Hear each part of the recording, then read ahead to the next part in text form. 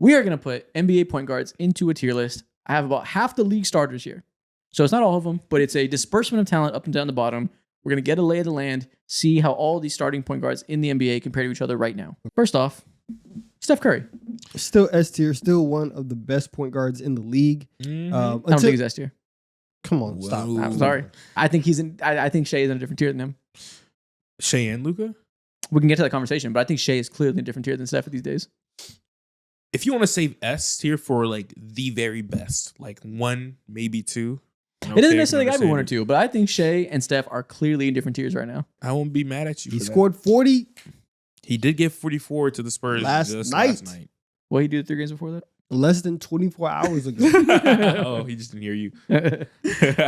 Come on. Shea is the MVP. He's probably going to MVP again. Shea should probably be in S tier, and I think Curry in A tier. Okay, if you want to set that standard. Like, he's a better defender, obviously better scorer. I don't think the off-ball... You put Steph Curry on the Thunder right now, 84 wins. 84 wins. If you replace them, I don't know if they'd be better. 95 wins. Would they be better if you replace them? I doubt it. They wouldn't lose again. They probably would be a little worse. He's a good weak side shot blocker at the rim 2 for his position. He's obviously the best scorer in the NBA. He carries the most ridiculous defensive slanted lineups. He's in a different tier of two-way value. Okay, we can put him S and A tier. That's fine. Donovan's going down with some tears as a longtime Curry stan. Listen, man.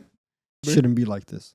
Yes, it should. He's 37. It should certainly be like this. Yeah, it's not a slight to him. It has nothing to do with him. It's about that time for it to be like Pod, this. you play your role so we don't have to do this, man. Kaminga, you step it up. Sick of this. What do you want to do with Luka Doncic? Let's go ahead and have that conversation. Who is he closer to? He is S tier. Most definitely S tier. I think right now, you asked me a question. Who's the best scorer in the league? I'm telling you it's Luka Doncic. Then you're not watching Shea enough.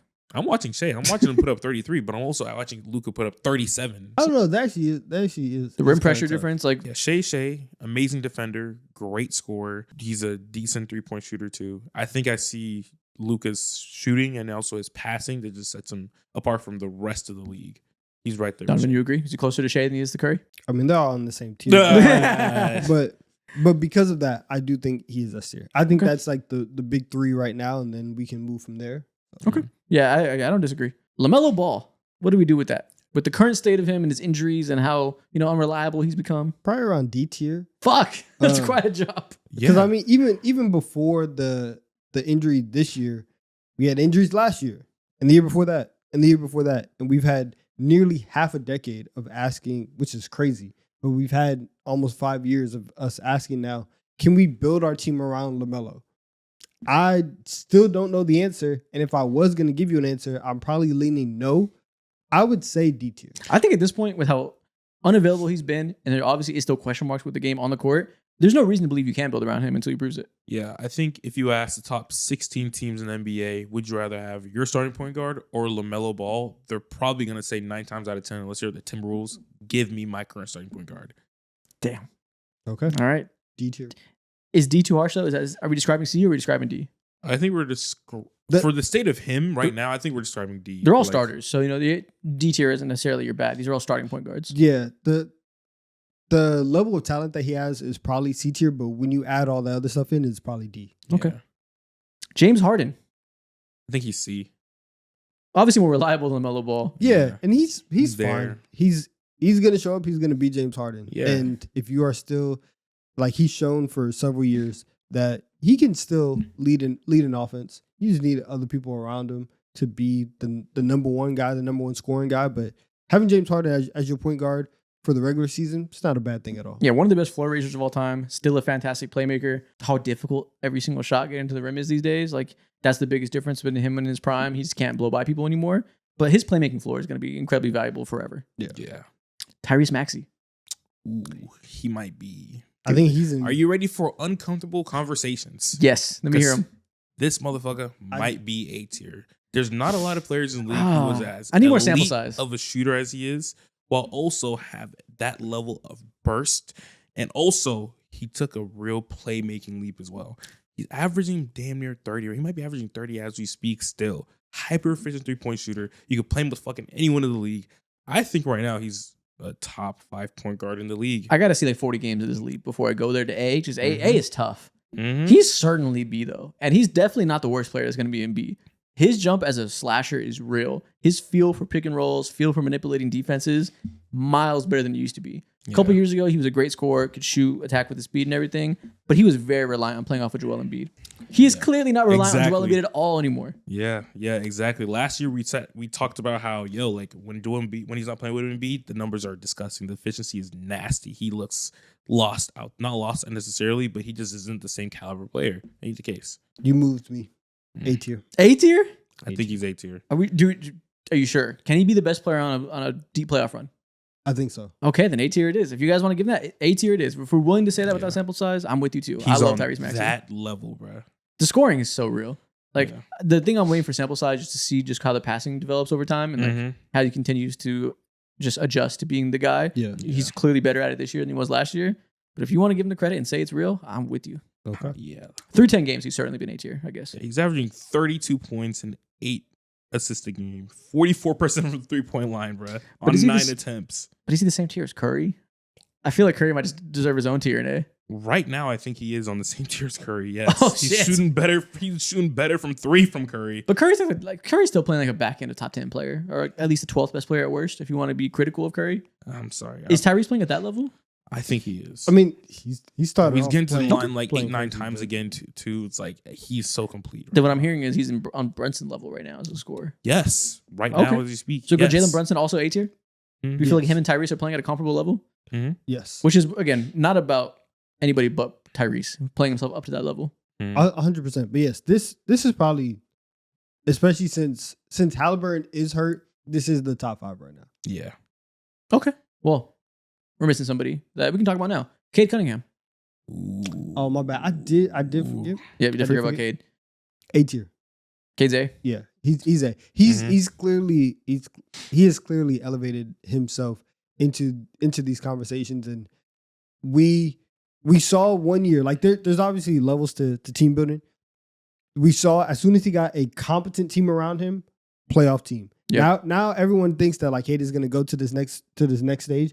You still need just a little bit more from the team, but in terms of every single night, hey guys, get into the backpack. I'm gonna carry us. He can do that. He's the ultimate get shit done guard right now. Yeah. The playmaking floor is outlandish. He's the best passer here right now in terms of like his game by game output. For sure. Obviously, Luka is a better passer, but I mean, at least for this year, we're seeing him lean a little more towards scoring. It kind of feels like he got skinny and is like, I gotta get this back shit off, and he's like trying to score more than he ever did. The playmaking balance is a little bit off. I think Cade currently is playmaking at a higher level than Luka, probably playmaking at a higher level than James Harden, which is obviously a very high bar. But I think he's joined that club of like premier top tier playmakers. I agree. I think this is where SNA tier, the door's officially closed. Okay. Trae Young. I've only seen him for 5 games. And it So wasn't kinda a great like- And 5 about games. 7 years before that. What is he? C tier?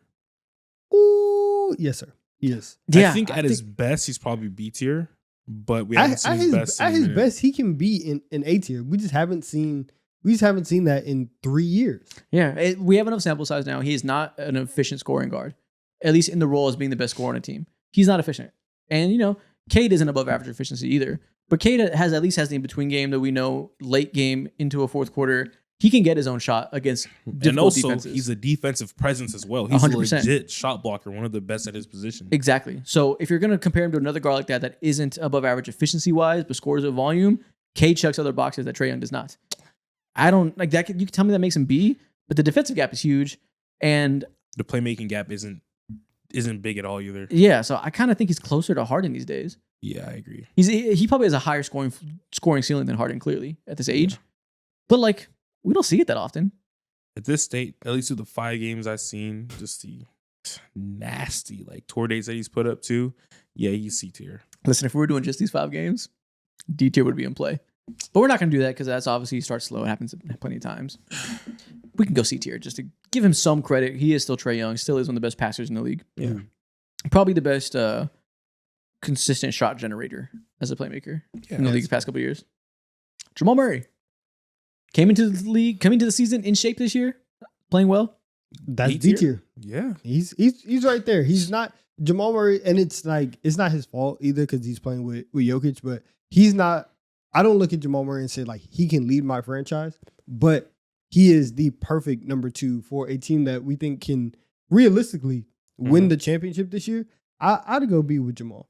Is there any part of you that wants to go C tier because he's such a sidekick? No, because I think other people, you have to give him credit. You do have to. It's hard to be a sidekick. Yeah, and we've also seen him not play as well as he is right now. So the fact that he has, whether you want to say like leveled up or just coming into the season ready, he's producing at a high level. That's B tier. You know, it's a good point. I think anybody in B tier or below, I don't really feel comfortable with them being the best player on my team. And for most team constructions, when the best players in the league need the ball in their hands, like a Jokic, I feel better about Jamal Murray being the second option sidekick player playing off of them than I do Trae Young. 100%. Yeah, that's fair. 100%. That's fair. Yeah. Unless I have like a big man, unless I have Victor Wembanyama, then I'd probably want Trae Young over Jamal Murray. Even then, I think I might want Jamal Murray over Trae Young. Fair enough. I was gonna say, unless it's a player that I want to be set up explicitly, like Victor Wembanyama or Anthony Davis, really that's it. So unless I have one of those two players, I'd rather have Jamal Murray. Yeah, in a lot of universes, you would want Jamal Murray over Trae. That's fair. I'm not gonna argue guys on that. Darius Garland. Mitchell Robinson. I think he's a B tier as well.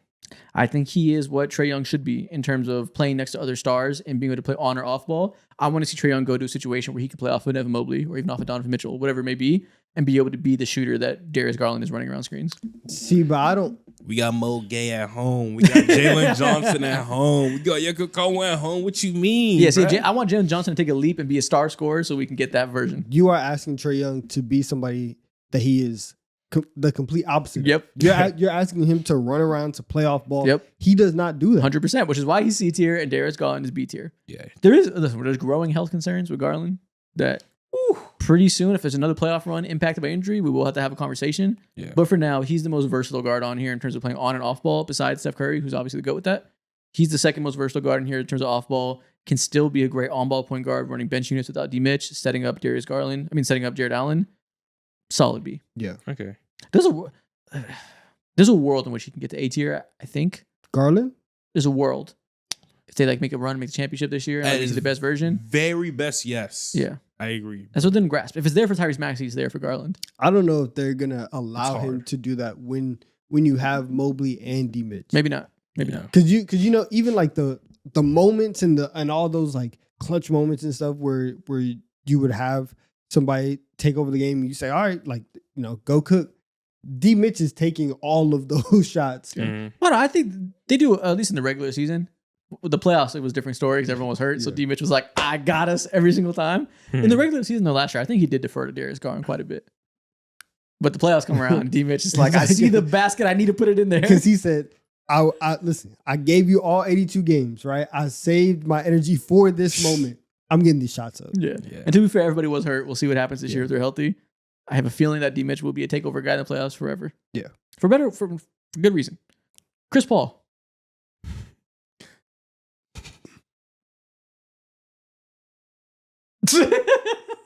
Oh, it was just Veterans Day the other day too. You're right. It was Veterans Day. Salute to Chris Paul. Salute to an amazing career. It is over after. Emmanuel quickly. You joining him? Salute. Put that fucking in. I gotta take that salute back. Yeah, probably F tier as far as starting point guards go. Yeah. He might not be the worst one. There's some tanking teams that don't count. Like, yeah, he's better than whoever the Nets are rolling out the ball with. But among starters that their teams feel confident is their starting point guard, it's on the lower end. I've had more times since he's been the starting point guard of the Raptors thinking, wow, he should not be the starter. As opposed to, okay, this is our building block of the future. Yeah. He has moments where it makes sense and you see the vision come together. There's way too many people out there that would say maybe he should be a 6-man.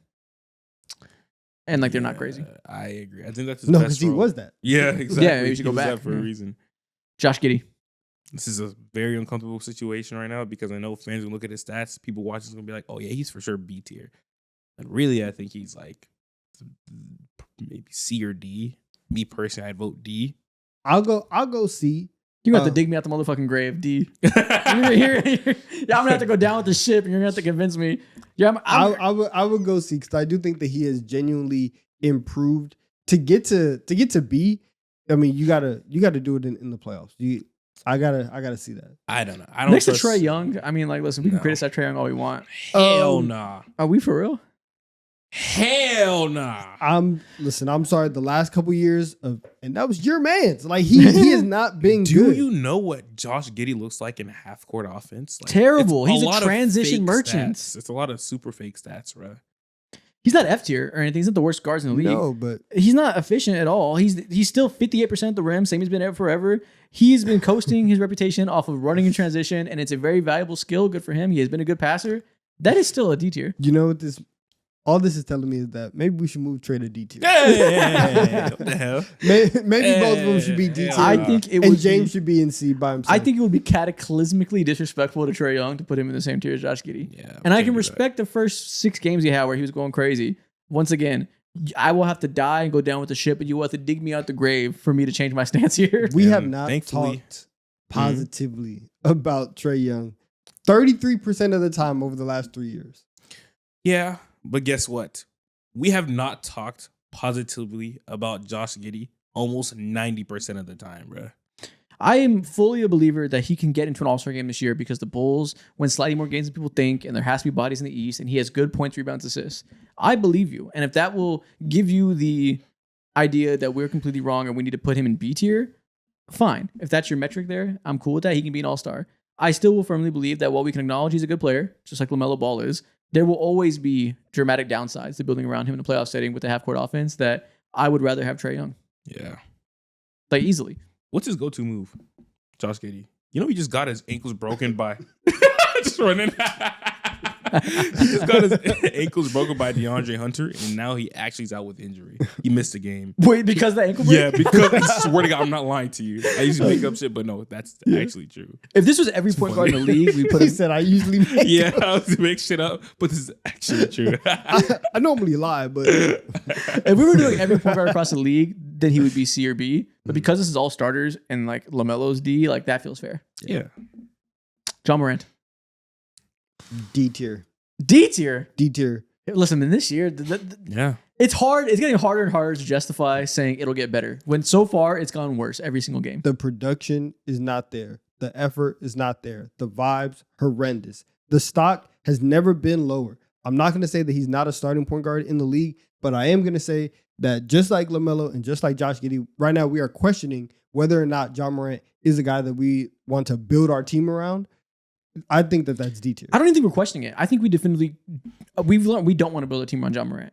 He can still be a part of a winning team one day. He has more than enough time to prove us wrong. But as of today, there's no world in which I want to build around him with $40 million a year. I agree. I think this is the first time ever where everyone is in agreement and where he is the most flawed star point guard that we've came across over the last 5 to 6 years. Like, of course, like people used to compare him to Trae Young all the time. And even us, like we would take Ja over Trae. But we know that, okay, like you're not a good shooter. You've never been a good shooter in your entire life. That's okay. But with the avenues of success in which you are able to get your buckets off, you're heavily reliant and dependent on a certain type of big and a singular play style. Without that singular play style, you turn into a pumpkin on offense. You turn into a squash. You turn into a tomato. Squash. Like, what are we? You turn into a cucumber. You do nothing on the court. A squash is crazy. Dude, you're a kumquat. I don't know. you're a cutie. Like, what are we doing right now? Yeah, it's tough. I can deal with the off the field issues. I can deal with I can deal with an point guard that doesn't have an outside jumper. Yeah. I can deal with an aging veteran guard who doesn't have the athleticism he once did. I can deal with the point guard that doesn't defend at a high level. I can't deal with all 4 of those things in one player. Yeah. It's over.